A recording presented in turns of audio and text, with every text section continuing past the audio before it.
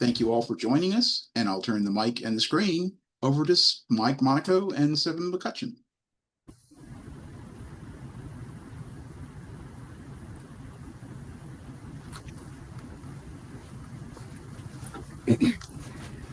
Hello, thank you for coming to our presentation on Win-Win Apprenticeships, Team Cataloging ETDs at 2 OhioLINK libraries. My name is Sevim McCutcheon, pronouns she, her, and hers. I'm a catalog librarian and associate professor at Kent State University. I've been involved in cataloging theses and dissertations ever since I shifted from public to academic libraries in 2006. At first, all the theses and dissertations were in print, and then we transitioned to electronic. I've served on our consortium OhioLINK's working groups involving ETDs, and both Mike and I have at various times been on the OhioLINK ETD Council. I'm Mike Monaco. My pronouns are he, him, his, and I'm a catalog librarian and associate professor at the University of Akron. I started my cataloging career in public libraries, and by the time I came to academia in 2016, all TDs were ETDs at the University of Akron. You'll get a copy of these slides from the organizers, and here's some information about them. First, the slides have thorough speaker's notes, including some sources and comments that we won't have time to say out loud today. We also describe images on the slides in the speaker's notes. The slides have a gold background when we talk about our 2 universities in particular. Fun fact, Kent State and the University of Akron both use the school colors blue and gold, slightly different shades, but close enough. The slides with a light gray background cover more general practices in OhioLINK and cataloging. And if we could have a show of hands virtually, could you raise your hand if you're a librarian? We weren't sure what our audience would exactly be.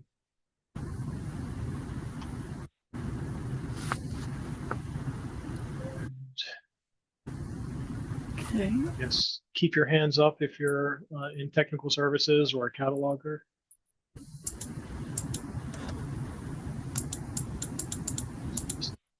Some. Okay. So that was just to help us know how much detail to go into explaining cataloging terminology. So today we're going to talk about ways both our libraries got creative to get high priority work done by a combination of automation and by training non-professionals to do high-level advanced work with guidance and supervision. Although our focus is cataloging ETDs, we hope that our general methods of training non-experts to perform detailed work requiring some expertise will be transferable to other contexts and projects. Perhaps checking PDFs, meet accessibility or formatting requirements, or you might come up with something else.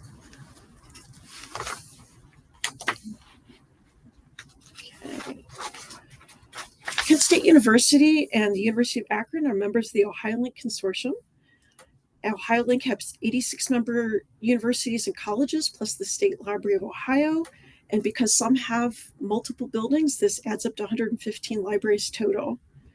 And the members are varied. It includes both public and private institutions, small, medium, and large, 2-year community colleges, 4-year focused on undergraduate, theological seminaries, and research-intensive universities with doctoral programs. So not all have graduate programs. Of the total, 36 OhioLINK member institutions have students upload theses and dissertations to the OhioLINK ETD Center. OhioLINK libraries migrated to Ex Libris Library Services platform this summer of 2025, and we now use Alma for behind-the-scenes work and Primo for public services. The consortium shares a network zone from which patrons can place requests and have materials delivered from throughout the state to their home library, which is a form of statewide intra-library loan. OhioLINK created the OhioLINK ETD Center in 2001 as an institutional repository for ETDs from Ohio academic institutions, and it continues to host and support it. It contains over 100,000 ETDs, which are searchable in Google Scholar and the internet in general. And I'm personally aware that in 2020, the total of ETDs was 103,000. So it's surely grown a lot in the 5 years since then. So OhioLINK and its member libraries have been near the forefront with ETDs in terms of both developing consortial standards for cataloging ETDs in line with international standards, and in devising a highly automated method of harvesting student-supplied metadata to create basic MARC records, that is, bibliographic records that patrons can look up in a library catalog or database.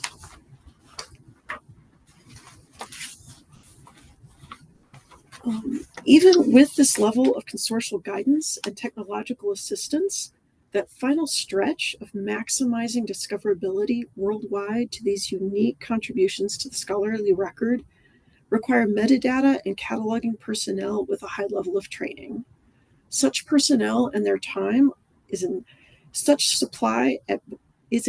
supply at both Kent State and University of Akron, while the commitment remains strong to showcase graduate student scholarship.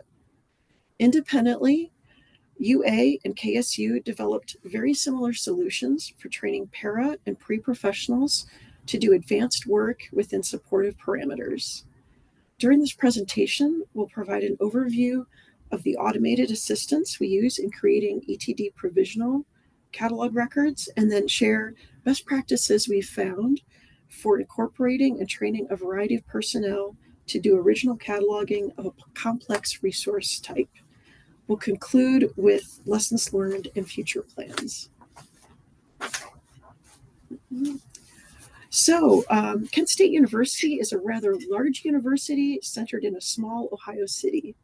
It's an R1 university with 8 campuses and has a total of 13 libraries system-wide. I'm at the main library on the Kent campus. Most of the other libraries are on the small side. Electronic submissions at KSU first started as an option in 2004. It became mandatory for PhD dissertations in 2008 and for master's theses in 2010.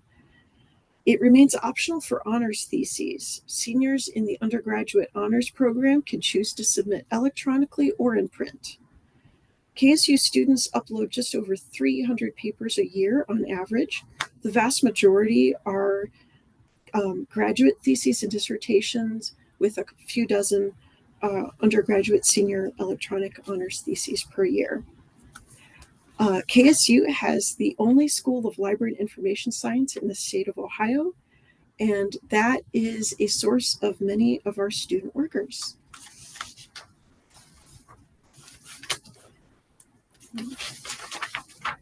Both graduate students and international students are almost entirely based at the Kent campus, and there's a lot of overlap among these two groups. At the graduate student level, over 25% are international students. Overall, though, the international student population makes up just over 6% of the KSU student body, or just over 8% of the Kent campus KSU student body. And here on the left panel, you'll get a little snapshot from the OhioLINK ETD Center from 2024 of the different degree types that we've got. And on the right side, there is just a snapshot of the different kinds of broad discipline or subject areas. This terminology that students can choose from ProQuest vocabulary. You can see there's a wide variety of areas represented. So the University of Akron is a public medium-sized R2 university, which means a doctoral university with high research activity. We have about half the enrollment of Kent State. Our downtown Akron campus has the bulk of our grad students and programs. We also have a rural branch in Wayne County with a small number of graduate students. Until 2008, students were required to submit print copies of TDs, although a small number also submitted electronic versions to the ETD Center. But after 2008, we went all electronic.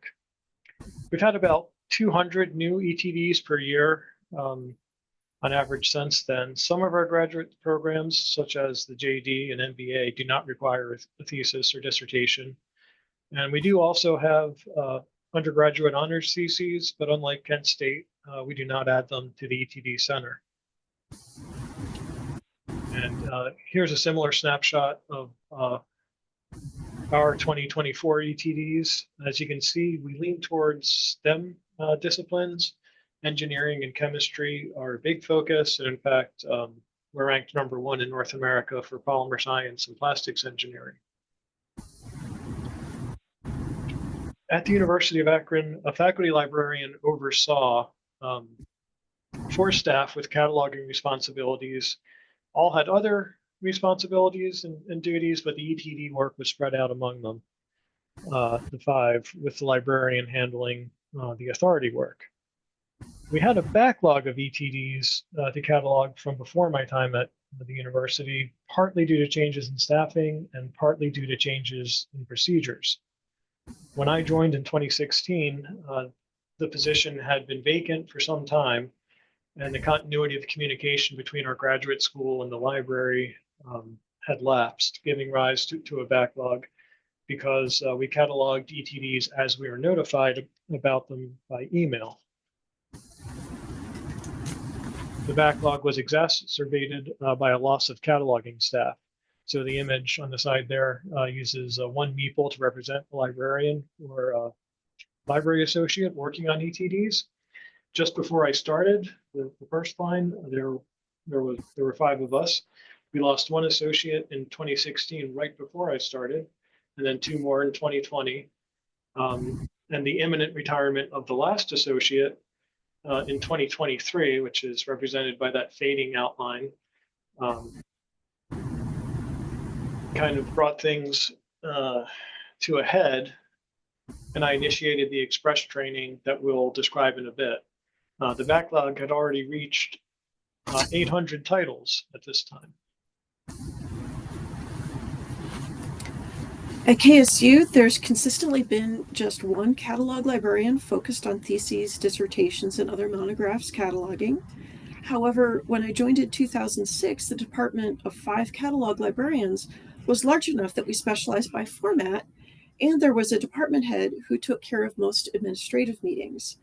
We've been ably assisted by many student workers, often graduate students pursuing their master's in library and information science. Attrition took place gradually, so that pretty much since 2022 on, the department consists of 1 catalog librarian total who has inherited additional responsibilities with 2 graduate student workers. So the meeple image Mike shared regarding UA's cataloging personnel changes is pretty much applicable to KSU as well. Our attrition just occurred over a longer period of time. We developed a backlog of ETDs at some points as well. I consulted reference librarians who work directly with students and faculty and who know how patrons search for ETDs to determine which specific actions within cataloging we could do less of on which kinds of ETDs without significantly harming the patron experience. That said, we did still have a short time period where we just had to give up on assigning subject headings, Library of Congress subject headings for a bit. I hope to return to those at some point. So you might want to ask why we want to catalog ETDs at all, since it involves so much person, staff time. And the short answer is to make them findable. Cataloging in general is making things findable. And for our purposes, we'll say there are 3 main goals in cataloging. At the most basic level, we want to describe things so that our users can identify them. We want to bring together like things so someone can find everything on a given topic by a given author and so on, what we call co-location. And we want to be able to distinguish among different people, topics and so on, even if they have similar names, which is to say remove the ambiguity or disambiguate them. So cataloging creates metadata, data about resources. The ETDs contain the data, but the bibliographic records and access points are metadata. So the descriptive part of cataloging involves identifying the title and other traits of a resource, such as the edition, publisher, date of publication or production, and so on. The author or other responsible parties are described, as are things like the physical characteristics, which might be the number of pages in a document or the number of bytes in an electronic file. And these all help library users identify and select resources. Much of this work involves accurately recording or transcribing what's on the resource. How we record this information follows established international standards to keep the library records uniform and consistent. Cataloging is sometimes called the organization of information, and the same principles are used to organize information, whether it's books on shelves or records in repositories. Putting things together with related things, as I said, is called co-location. We might, you might put your business records together in file folders with labels serving as the access points, pointers that you can use to find the information itself. Using consistent and unique access points is like using consistent labels for your files. In libraries, we call this using a controlled vocabulary. The controlled vocabulary might be a list of topics like the Library of Congress subject headings, documented in a thesaurus that provides definitions and uses for terms and mapping how they're related. So if co-location is one foundation of the organization of information, the other foundation is disambiguation, distinguishing between entities that have the same or similar names. You might be aware of these concepts from by other terms, such as keeping track of name twins or doing identity management. So in this slide, the comic book writer Nick Marino distinguishes himself from several name twins, people with the same first and last names as him. Similarly, Wikipedia uses disambiguation pages as a way to point to different people, places, things, and concepts with the same or similar names. Using a unique access point in our records can do the same thing for our catalogs. So name authority records document these unique identities, and subject headings do the same for topics and concepts.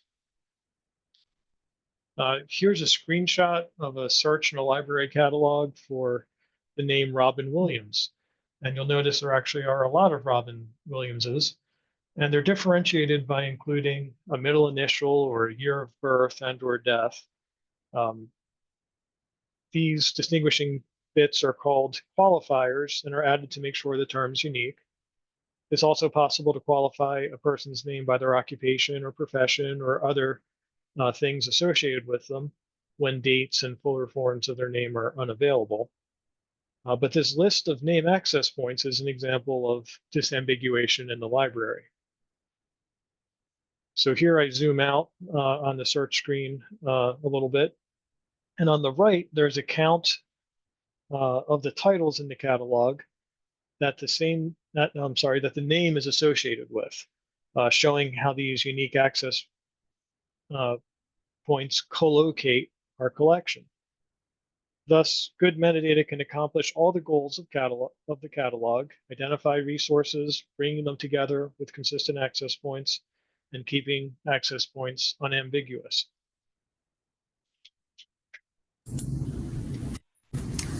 Two of the most intellectually challenging aspects of cataloging ETDs are subject analysis and name authority control, and these two activities require significant experience and training to do well. ETD topics are often on cutting-edge research for which the Library of Congress has not yet developed granular subject headings, or the ETD author takes a new approach to an established topic, or does interdisciplinary research. ETDs generate candidates for us catalogers to consider for name authority work.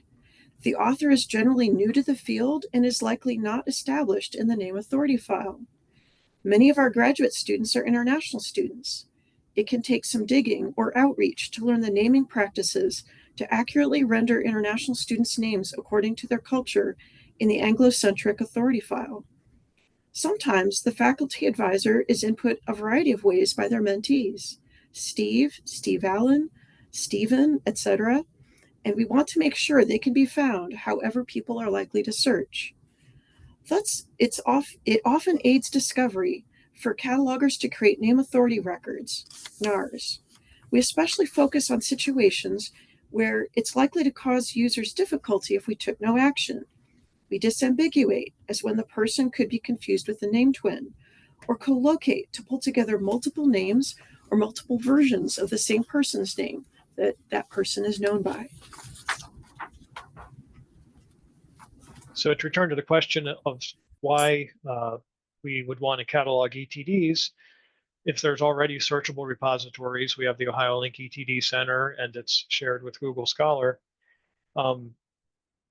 You might ask, doesn't that give good enough access? And we'd say no, because the metadata isn't standardized and consistent. We've had the commitment to fully catalog theses and dissertations from back in the days of the print manuscript TDs.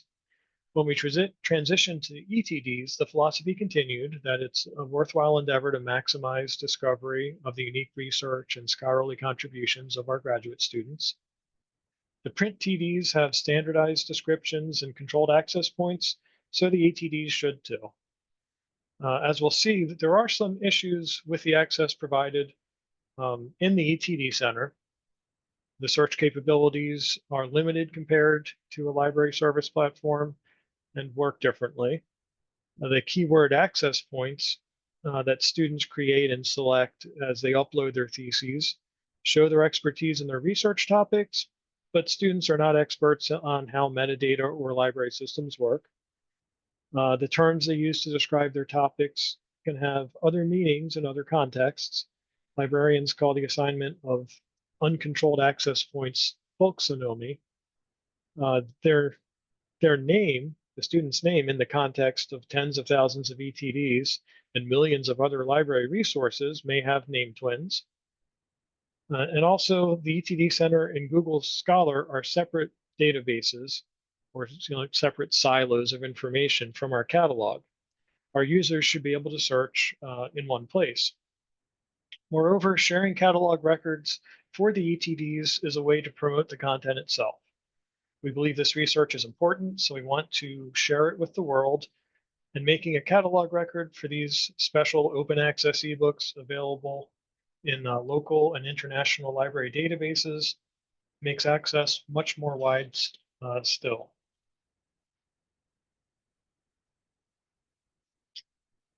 So here's a screenshot of part of the process students use to upload their ETDs. We included this to give an idea of how the student is prompted to enter their metadata. This metadata is all that the ETD Center and Google Scholar have to provide access.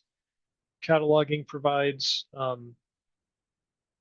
more robust metadata because it follows uniform standards and uses controlled vocabularies for access points. And this is an example of an ETD's landing page at the ETD Center. You'll see the title is in red up here with the author below, some information about the degree and when it was bestowed, and the abstract.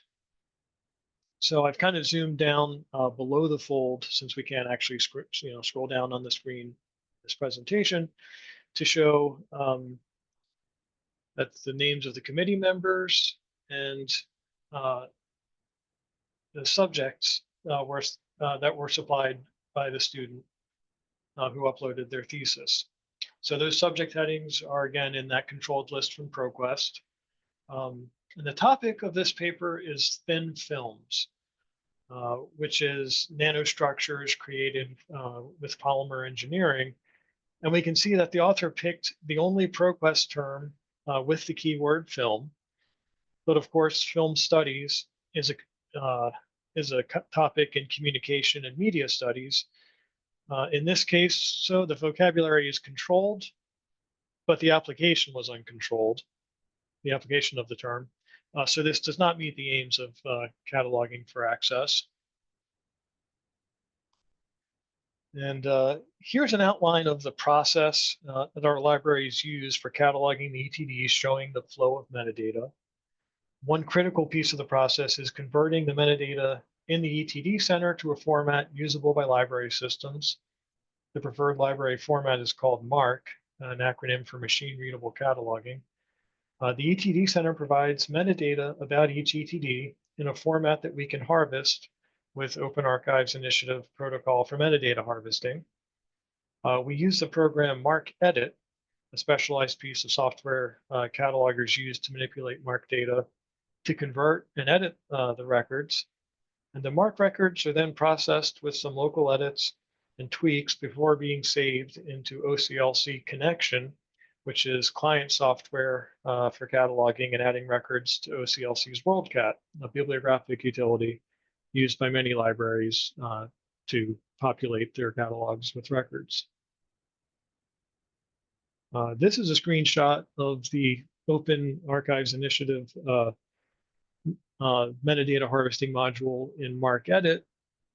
It queries the ETD Center with the protocol, collects the metadata in MARC XML format, and converts it to an iReadable MARC mnemonic format that's used in MarcEdit. We'll move through this in the following several slides rather quickly, which are catalogers, that can examine them more closely on their own.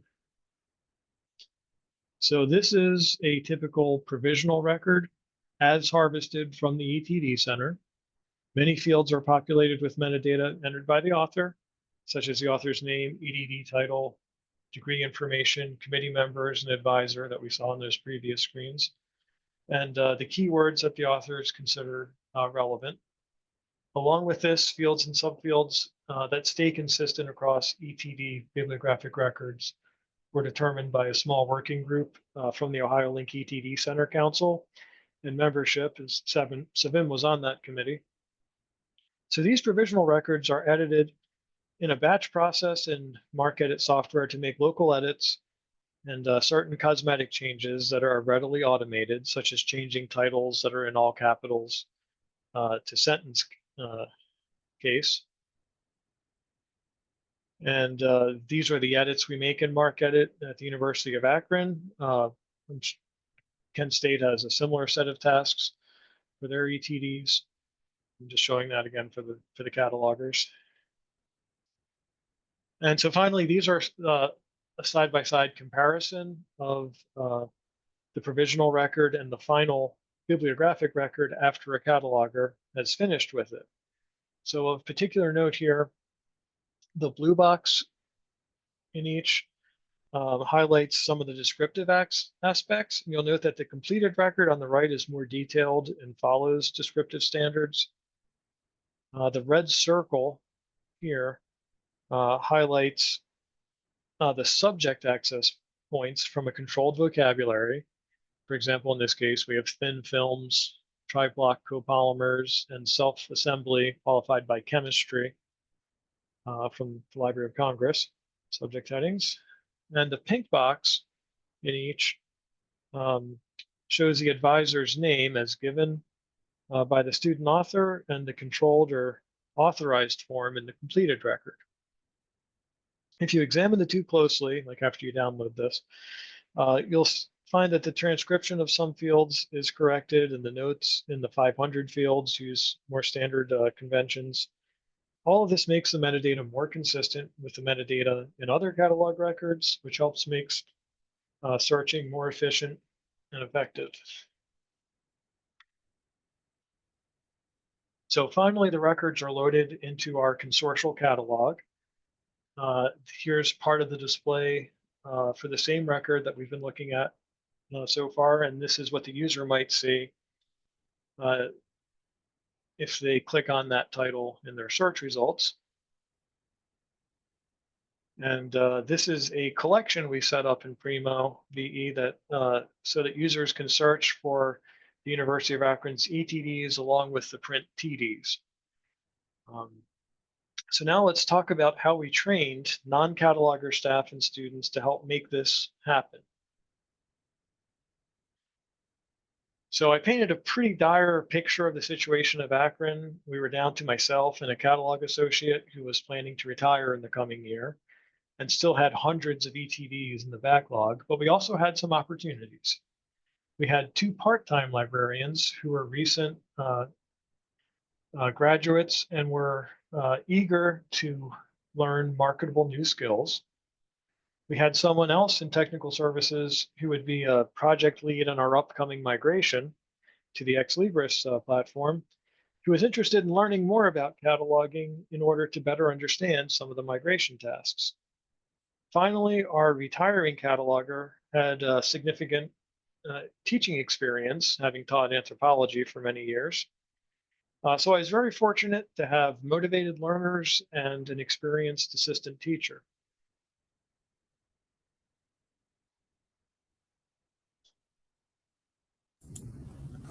At KSU, since April of 2022, with a short exception, the KSU Libraries, Metadata, and Catalog Department has had 1 catalog librarian, myself, and 2 cataloging graduate student assistants, whom we call GSAs. The GSAs are enrolled in the iSchool Master's Program, so like Mike's new graduates, these pre-professionals are highly motivated to learn hands-on skills for future job seeking, and they enjoy the work.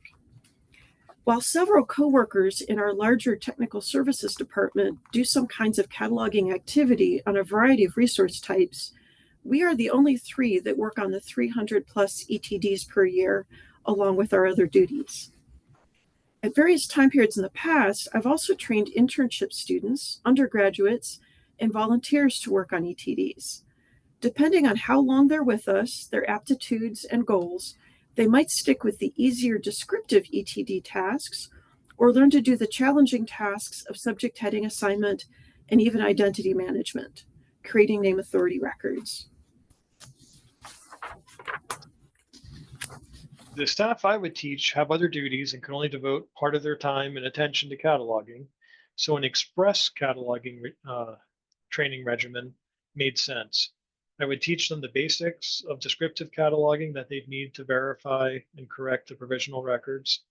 And then once they were confident and competent with that, we'd move on to assigning access points. I asked the trainees to view some tutorials on the basics of cataloging and the connection client software, and then also to read our documentation on local practices. After that, we scheduled in-person classroom-style training where I walked them through a provisional record and how we verified and corrected the descriptive metadata. Then I had them start working in connection. I'd review their work and provide individual feedback, and would also meet regularly for some troubleshooting and to review problems that cropped up. These meetings helped guide our process of documentation because I would revise our existing documentation and the trainees would share their notes, which often had great insights to add as well. Finally, the trainees would review each other's work and bring any questions to me or the other experienced ETD cataloger. The peer review was both quality assurance and a learning opportunity. Over time, they got better and better at working out the answers themselves. We now have a rotation where each cataloger submits their work to another for review, and I'm included in the rotation, so they review my work as well. The processes for ETD training at Kent State are remarkably similar to Mike's at University of Akron. We incorporate all the techniques on this slide, just implement a bit differently for our local circumstances. As mentioned previously, at KSU Libraries, Metadata, and Catalog Department, there are usually 3 people working on ETDs with staggered levels of experience. Me, a professional catalog librarian, 1 experienced GSA, and 1 newer GSA. Our succession planning is that as the experienced GSA graduates, the newer GSA succeeds them to become the experienced GSA, and I hire a new beginner GSA. I find that ETDs are a very good resource type for teaching both beginning and advanced cataloging. You've heard about some of the automated techniques we use to cut down on manual keystrokes and needed for the descriptive portion of the bibliographic records. Those help a lot, but human intervention is still needed to ensure accuracy and understandability. For beginners, I start new GSAs out examining and getting familiar with the mark fields, subfields, and indicators in ETD provisional records. They take their time to go through beginner videos and tutorials, read internal instructions, and look up what each part of the ETD record is for in OCLC's bibliographic formats and standards, which is a free online documentation of international standards. I answer any questions, as does their more experienced peer student worker. And ETD bib records follow a pattern. Each contains some of the same fields and subfields. So once a student worker understands these, they gain confidence and apply their knowledge to other bib records. And then the beginner, the descriptive cataloger, passes on the ETD bib record for more advanced work. The GSA with more experience finishes original cataloging. Subject analysis of this gray literature can be very challenging. ETDs span a wide variety of disciplines and are often on research on the cutting edge for which there are no perfectly on target subject strings already in existence. They give new catalogers an especially good workout in assigning subject headings and give them thorough practice in looking up documentation and using manuals. More experienced GSAs train the newer GSAs on what they know, and I fill in any gaps as needed. When there are two GSAs that are both ready for advanced work, but they have different experience levels, first pass peer review on both description and subject analysis becomes the norm. The most experienced GSA reviews the novice GSA's work first. They discuss and adjust anything needed. I give a final review, feedback, and approval for final actions. The final actions are to contribute the new bibliographic record to both the International WorldCat database and to our consortial catalog. When possible, I introduce advanced students to creating name authority records, we call NARs, for KSU affiliates.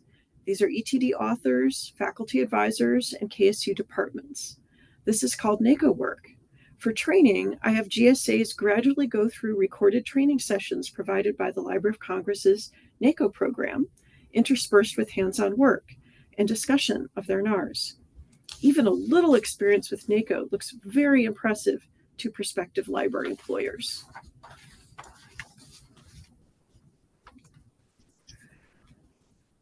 Teaching one-on-one or a small group is my favorite part of the job. I love seeing light bulbs go off in iSchool students' heads when they realize, now that concept we learned in class makes sense. Or, so this is why the professor hounded us about this. We really do use it in real library life. I've gradually and iteratively adjusted ways of teaching cataloging, ETDs, and for other things, for efficiency and effectiveness. These methods fall into two main categories, content and techniques.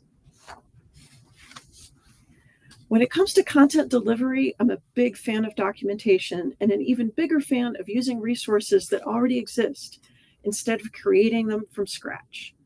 Don't try to create everything for yourself. Do link to tutorials, readings, and resources that others have created. A variety of resources, such as videos to watch and articles to read, help students who have different learning styles. And it's valuable for everyone in your workplace, current and future, to document local practices and procedures. Don't rely on institutional memory and oral tradition. Taking on a student worker or intern might just be the motivation a workplace needs to get serious about documenting what is done and why. See if you can incorporate colleagues and student worker peers of your trainee. A number of people in a workplace may be willing to teach a student what they know, either informally for short periods or in a more structured way for a longer time period. Here are a few examples of existing training resources we have linked on KSU's intranet page of training resources.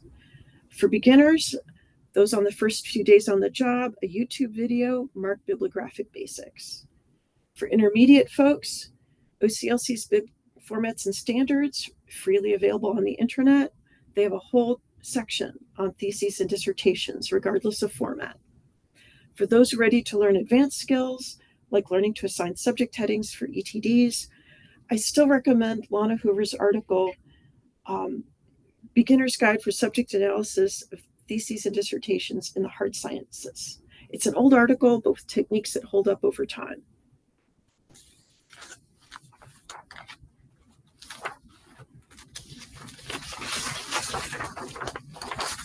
On to teaching techniques. It doesn't matter if you're teaching kindergartners with the attention span of butterflies or a seasoned senior citizen who has seen everything. To keep a student's concentration level high, it's good to vary teaching methods. Alternate readings and tutorials, listening to you talk, and hands-on practice. Build in opportunities for review, feedback, and praise. Especially praise for anything well done. It's important. And then many assessments, frequent, informal, and verbal. In a curious, gentle way, ask questions about how and why a student did things a certain way. I strive to ascertain what a student's learned and where the gaps are in the knowledge through frequent, informal, verbal mini assessments. These are meant to be low stress for the student and an opportunity for the instructor to give gentle correction and praise. It's much more important to me that students learn where they can look to find answers than to memorize the answers. Just from frequent use, we memorize the mark fields we use every day. Everything else can be looked up. It's a milestone in a student's progress. If, when encountering a new situation, they stop because they realize there's likely to be instructions for just this situation, it's a second positive milestone if they have a good idea where to find those instructions. You really can't learn cataloging solely from classes or webinars. They provide a valuable foundation, but to truly learn, significant hands-on experience with regular feedback from an experienced person is necessary. In other words, an apprenticeship. This talk, demo, do, review technique is adapted from a cataloging powerhouse I admire.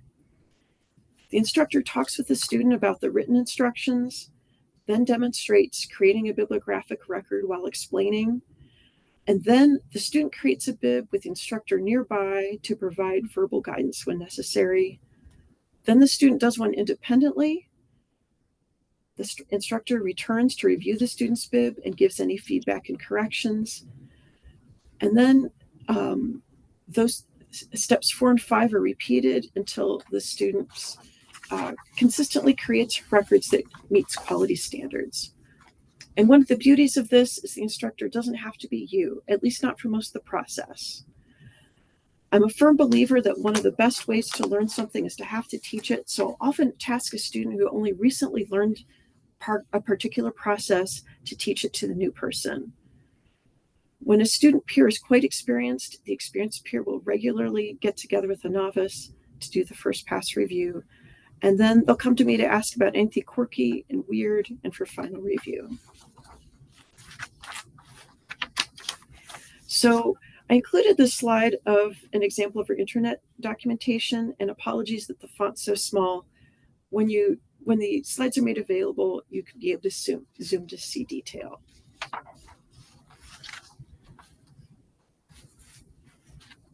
So lessons learned.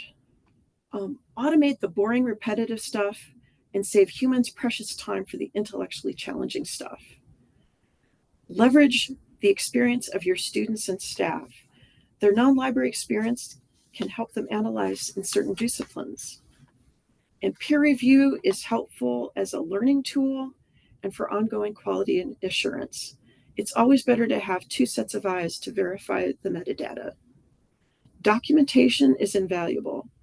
When you are training someone new, you should revise and update the documentation.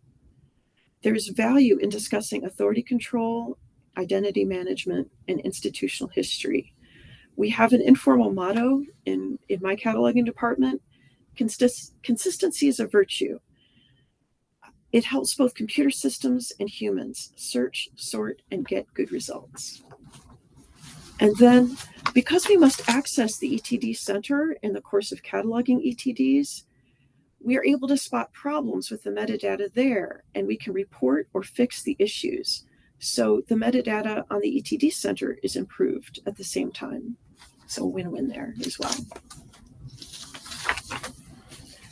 In terms of future plans, I'm going to keep using ETDs as training to help people learn other kinds of cataloging as well. The next time I load a batch of ETDs, I'm going to stop bringing in provisional records into the catalog for later replacement with the fully cataloged ETDs, just to minimize steps, one less thing to do. One of my GSAs is going to go remote in the spring semester. She has a very long commute, and if you know anything about Ohio, winter weather will make that commute even worse and longer. So, and ETDs make an excellent type of project for someone to work on remotely. And we have additional projects and database cleanup that will also keep her busy. And then aspirational, I mentioned a backlog, a certain set of ETDs where we just ran out of time to get them out to the world and do everything. I'd love to get back to that particular batch. I'm thinking it would be a wonderful project for an intern student, possibly investigating AI assistance for that. I'm not yet impressed with the results of AI on subject analysis, but that may improve with time. So at the University of Akron, I hope to use the ETD training as a template for cross-training our acquisitions associate in cataloging,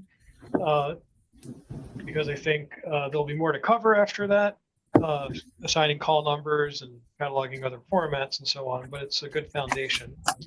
We're exploring the idea of importing provisional records into our catalog as well and replacing them later, which is what KSU has decided to stop doing. The main advantage, though, for us with our big backlog is that it would put all of our ETDs in one place right away while we work on reducing the backlog. And it could potentially be a way, good way to test Alma's AI assistant in their metadata editor. I'm very skeptical as well, but I'm intrigued by the prospect. Could be interesting. We'd like to explore working more closely with our ETD Center, with our graduate school to improve the ETD Center metadata, because as Sevim mentioned, we do find errors and correct them. And in the long term, we wonder if our metadata from our catalog records could be added to the ETD Center. So again, aspirationally for OhioLINK as a whole, we've been discussing the potential of doing that and of possibly creating a community zone repository for Alma users. If you're an Alma user, a community zone is basically a collection of records that any Alma library can download for access to e-resources.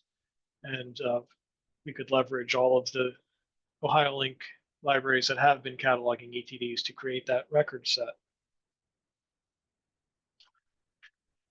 So I guess we're ready for Q&A. If you have any questions you want to ask us outside of the symposium, you can contact us. But I'll turn it over to GW.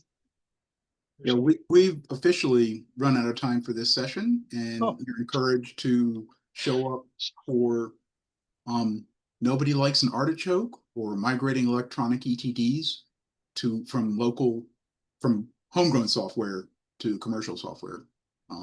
Both of those are interesting topics. And I think your presenters might be willing to stay around a little in the break if you have questions. Sure would.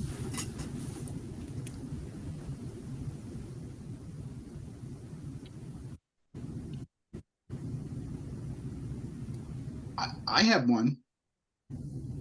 Go right ahead. Okay. What I like I saw the file size in the metadata, and I like that idea, but I'm trained to think immediately, what kind of use cases would the patron have for that? I have some ideas, but if you can help me add a stack, I might actually be able to persuade people to let us do that. Sorry, the file size in particular, are you interested in that piece of data in being included? How might it help a patron? Well, I think a lot of patrons do like to download PDFs. I remember back when I was in library school, there was a joke about like, well, I didn't read that article, but I photocopied it, that everybody would. So I think it's probably true now. People amass PDFs, and and articles. I mean, hopefully they are all reading them too, but that would help them know if they have, if they can.